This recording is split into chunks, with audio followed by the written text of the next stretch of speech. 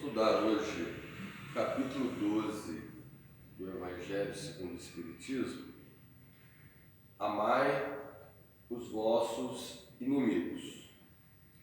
Vamos à leitura da palavra de Jesus, segundo Mateus. Tendes aprendido que foi dito: olho por olho, dente por dente. Eu vos digo, para não resistirdes ao mal que se vos quer fazer. Mas se alguém vos bate na face direita, apresentai-lhe também a outra. E se alguém quer demandar contra vós para tomar vossa túnica, abandonai-lhe ainda a vossa capa. E se alguém quer vos constranger a fazer 1000 passos com ele, fazei ainda 2000. Dai àquele que vos pede, e não repilais aquele que quer emprestar de vós. Bom, a época do olho por olho, dente por dente, é passado. Naquela época, Moisés necessitou que fosse assim para haver uma ordem, uma organização, porque era um povo muito primitivo ainda, e nós já saímos do primitivismo, já recebemos a mensagem do perdão, da misericórdia de Deus para conosco. Mas isso não quer dizer que a pessoa que pratique algum mal conosco, algum mal para com os nossos, que ela ficará impune. Pois não ficará. Porque nós sabemos que a lei, ela é de causa e defeito. Não é mesmo? Então, naturalmente, uma hora esta pessoa receberá a recompensa do ato que cometeu através da justiça de Deus. Não é preciso que nós venhamos a pagar o mal com o mal. É difícil? É. Por quê? Porque o orgulho ainda fala alto em nossas personalidades, em nossos espíritos.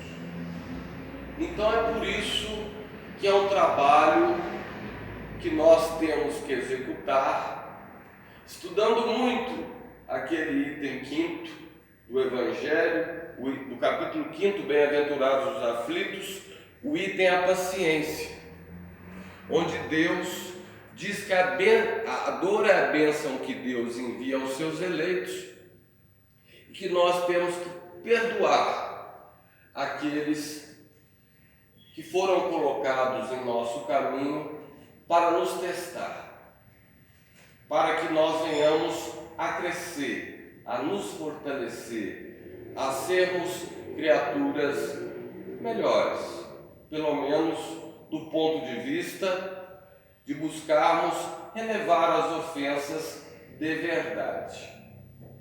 Vamos ao comentário de Kardec. Os preconceitos do mundo sobre o que se convencionou chamar o ponta de honra dão essa susceptibilidade sombria, nascida do orgulho e da exaltação da personalidade, que leva o homem a restituir injúria por injúria, insulto por insulto, que parece a justiça para aquele cujo senso moral não se eleva acima das paixões terrestres. Por isso a lei mosaica dizia olho por olho, dente por dente, em harmonia com o tempo em que vivia Moisés. O Cristo veio e disse: restituir o bem pelo mal. Ele disse mais: não resistais ao mal que se vos quer fazer. Se alguém vos bater sobre uma face, apresentai-lhe a outra. É uma situação complicada restituir o mal com o bem. Mas nós estamos aqui no Centro Espírita Vicente de Paulo aprendendo que a pessoa que faz maldade com outra, ela é ignorante. Porque se ela soubesse que através desse desvio ela está se comprometendo do ponto de vista espiritual e kármico, talvez ela pensaria de uma outra maneira. Mas nós estamos falando de pessoas que talvez não tenham esse conhecimento que a doutrina dos espíritos nos faculta. Nós estamos falando de pessoas que não se interessam ainda em se voltar para o amor de Deus. Para pessoas que talvez não acreditem que exista uma vida além desta.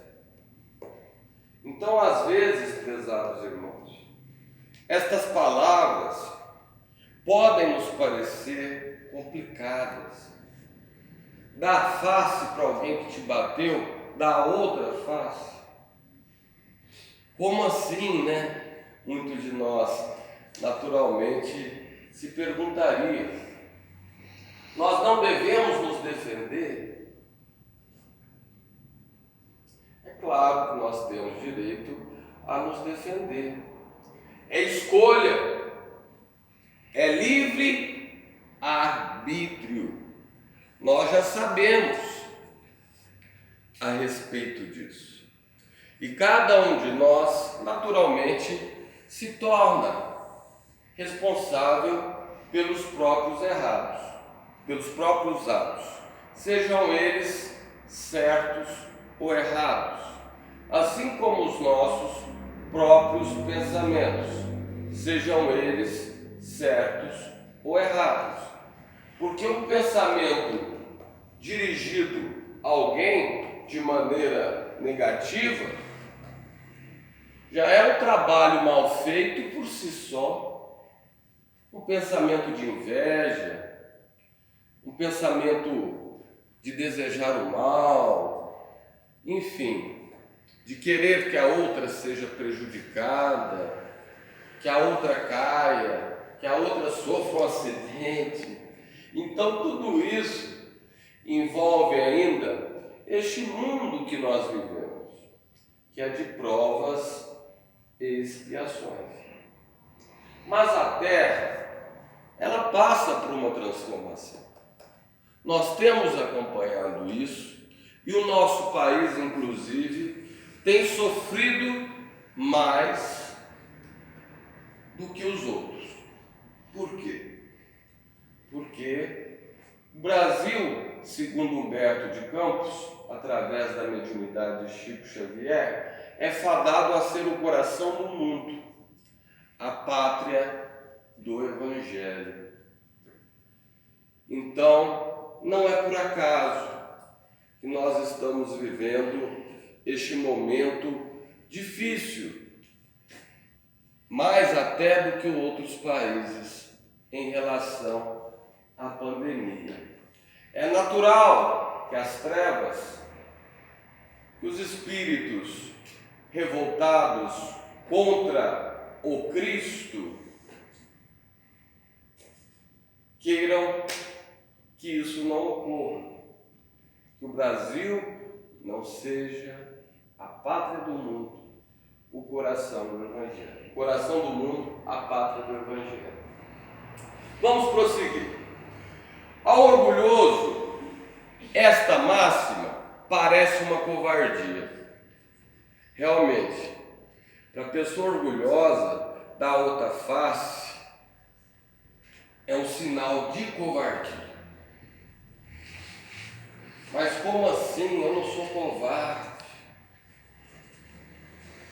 Mas para o espírita, seria um sinal de inteligência. Inteligência. Não apenas de evolução espiritual. Porque seguir o que a doutrina dos espíritos nos pede é um sinal de inteligência também. É um sinal de fé. É um sinal de que nós raciocinamos perante a fé e que nós podemos sim ser capazes, se não hoje, um dia, de trabalharmos para chegarmos a tal evolução. A luta é contra nós mesmos. Todas as provas, elas são nos propiciadas em favor do nosso aprendizado, do nosso crescimento. Compreender a Deus, realmente, de fato, é uma questão complicada, porque nós não temos essa condição. Está lá no Livro dos Espíritos. A primeira pergunta: o que é Deus? Inteligência suprema do universo, causa primeira de todas as coisas. A espiritualidade amiga vai interrogando a respeito de Deus. Aliás, Kardec vai interrogando a respeito de Deus para a espiritualidade amiga. Aí, nas perguntas seguintes, aí os bons espíritos respondem assim: olha, vocês não têm condição de ir muito além. Vocês ainda não têm palavras alcunhadas para certas coisas que nós poderíamos dizer, assim como não tem compreensão. Porque existem mundos felizes. Existem lugares onde a paz, o amor, o bem predominam. Por que nós não estamos lá? Por que precisamos passar por esse crescimento desde o tempo primitivo, a prova de expiação, para um dia chegar em mundo de regeneração, onde haverá um equilíbrio entre o bem e o mal, não é? Depois os mundos felizes, depois os celestes ou divinos. Por que nós não somos já criaturas totalmente realizadas e plenas em todos os sentidos? Nós não temos resposta. Nós não temos esta compreensão. Nós devemos respeitar a Deus, respeitar os espíritos amigos que querem nos assistir, que querem nos auxiliar, nossos anjos de guarda, pedindo a proteção, o amparo, e fazer aquilo que nos seja possível de melhor. Nem sempre estamos dispostos, porque o orgulho, o egoísmo e a vaidade ainda são intrínsecos dentro do nosso caráter, da nossa personalidade. Cada um tem a sua porcentagem. Não me pergunte quem é mais, quem é menos, mas nós estamos aqui para combater as nossas próprias vicissitudes morais. Continuando. Ao orgulhoso esta máxima parece uma covardia, porque não compreende que haja mais coragem em suportar um insulto do que em se vingar. Isso sempre por essa causa que faz com que a sua visão não se transporte além do presente. Realmente. Porque a pessoa que pensa que não existe o amanhã, que não existe uma vida no mundo espiritual, que não existe reencarnação, que não existe continuidade, ela naturalmente, talvez, queira se vingar, queira fazer justiça com as próprias mãos. Mas não é aquilo que nosso mestre, o Cristo, porque nós somos cristãos, não é isso que ele nos ensinou. E nós não poderemos alegar que nós não conhecíamos a sua palavra, porque não pode ser cobrado da mesma maneira aquele que conhece a palavra de Jesus e aquele que a desconhece. Seria injusto, não é mesmo? Jesus já nos ensinou a respeito do perdão quando disse no topo da cruz, no martírio: Pai, perdoai-lhes, eles não sabem o que fazem. Nós realmente muitas vezes ainda não sabemos, porque temos pensamentos de vingança, temos vontades de dar o troco, e isso tudo é algo ainda primitivo dentro de nós. Por isso, essa transformação, por isso, essa mudança, essa proposta de mudança que a doutrina dos Espíritos nos solicita a fazer em benefício de nós mesmos. De nós mesmos. Não é do outro que a gente está perdoando, é em nosso próprio benefício. Entretanto, é preciso tomar esta máxima ao pé da letra? Não, mas aquela que diz para arrancar o olho, se ele for motivo de escândalo, desenvolvida em todas as suas consequências, seria condenar toda repressão, mesmo legal, e deixar o campo livre aos maus, tirando-lhes todo o medo, se não se opusesse um freio às suas agressões. Logo, todos os bons seriam suas vítimas. É evidente que existe uma justiça aqui na Terra. Eu, por exemplo, estudei direito, sou bacharel. Os códigos, as leis, são estatutos importantes que fazem muito sentido. Entretanto, eu não aguardo, não espero justiça alguma aqui, de acordo com os nossos tribunais. Nós devemos aguardar a justiça de Deus. É claro que nós podemos, evidentemente, usar a prerrogativa dos nossos direitos. Devemos, sim, buscar os nossos direitos, mas não acreditemos que a justiça dos homens seja maior do que a de Deus. Até porque os nossos tribunais, o homem é falho, muitas vezes são corruptos. As nossas instituições, a polícia, é corrupta. Não todos, mas muitos são. Nós temos este exemplo claro aqui na nossa cidade. Nossa cidade foi sitiada esses tempos atrás, sitiada por um bando de marginais armados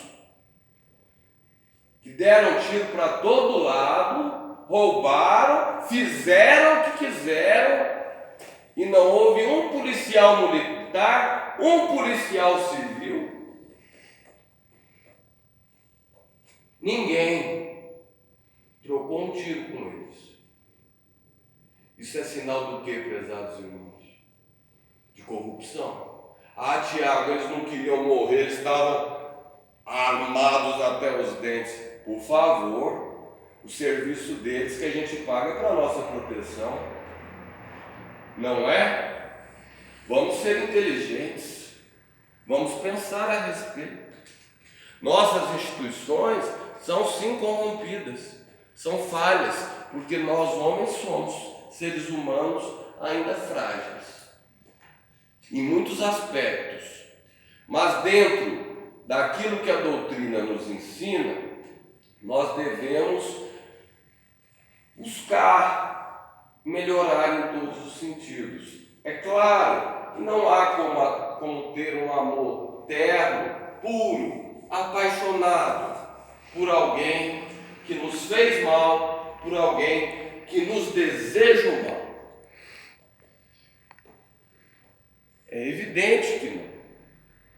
Mas vamos procurar melhorar isso, retribuir o mal com o bem. Olha, me deseja mal, mas eu vou orar por ele. Eu vou pedir a Deus para interceder na vida da pessoa, para melhorar o equilíbrio, os pensamentos, a mente, se voltar mais para a realidade da existência, pois só o amor, como nos disse o Mestre, cobre a multidão dos pecados. A todos muita paz e que o Senhor nos ampare e nos proteja.